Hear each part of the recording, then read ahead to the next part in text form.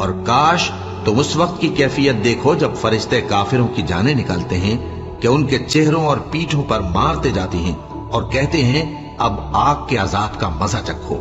یہ ان اعمال کی سزا ہے جو تمہارے ہاتھوں نے آگے بھیجی ہیں، اور یہ جان رکھو کہ اللہ بندوں پر ظلم نہیں کرتا۔ جیسا حال فرعونیوں اور ان سے پہلے لوگوں کا ہوا تھا ویسا ہی ان کا ہوا کہ انہوں نے اللہ کی آیتوں سے کفر کیا تو اللہ نے ان کے گناہوں کی سزا میں ان کو پکڑ لیا۔ بے شک اللہ زبردست ہے، سخت عذاب دینے والا ہے۔ یہ اس لیے کہ جو نعمت اللہ کسی قوم کو دیا کرتا ہے جب تک وہ خود اپنے دلوں کی حالت نہ بدل ڈالیں اللہ اسے نہیں بدلا کرتا، اور اس لیے کہ اللہ سنتا جانتا ہے۔